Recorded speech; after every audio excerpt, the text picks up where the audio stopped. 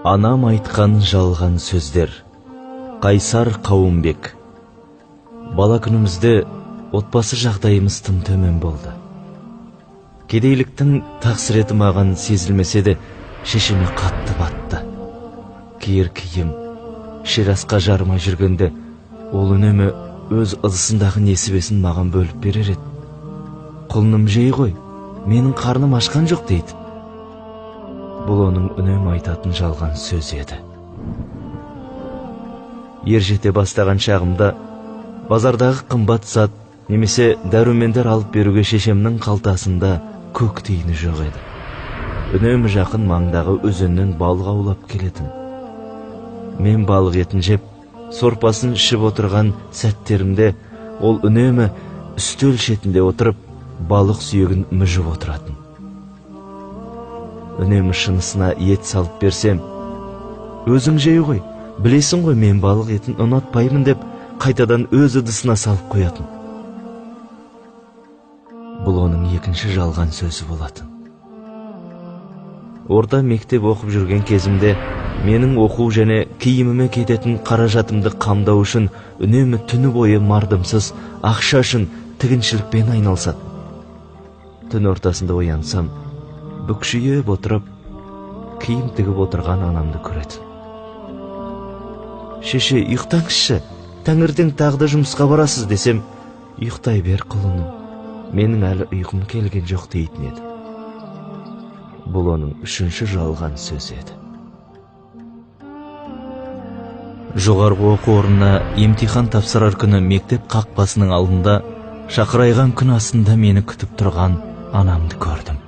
Өзге ата-аналар секілді дүкеннен салқын су алуға ақшасы жоқ шешем маған бола қант қосылған қара шай алып келіпті. 3 сағат бойына мені күтіп тұрған байқұс шешемнің ерні кеберсіп кетсе де, әлі нәр татпағанын білдім.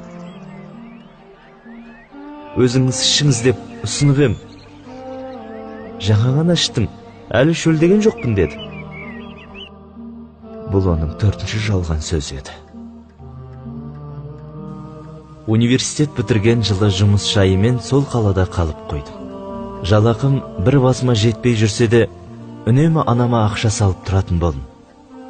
Бірақ сол ақшам әр жолы өзіме қайтып келетін еді.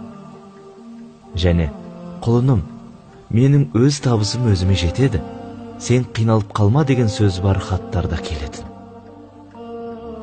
Жол соңында ауылға қайтқанымда анамның жұмыссыз қалғанын бірақ білдім. Сонда ғана оның маған тағы да жалған сөз айтқанын ойлап, көзіме жас іркілді.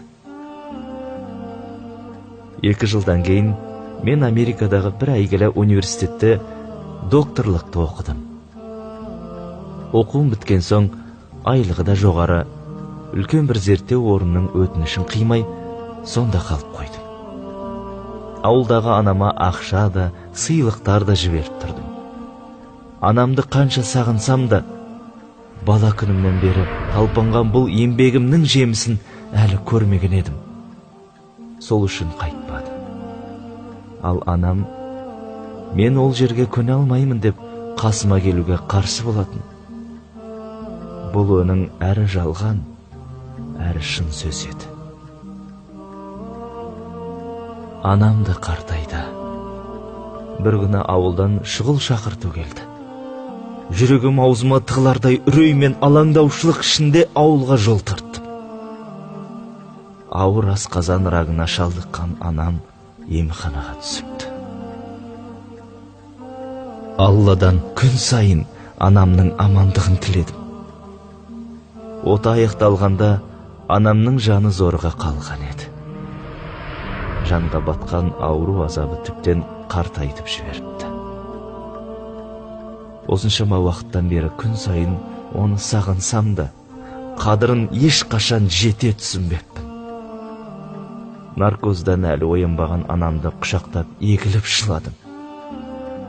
Аз кем уақыттан соң ғана көзін ашып, маған күлімсіреп қараған анам қауқарсыз саусақтармен менің қазандай басымнан сипап, құлыным, жазылдым ғой міне, еш жерім ауырған жоқ деді.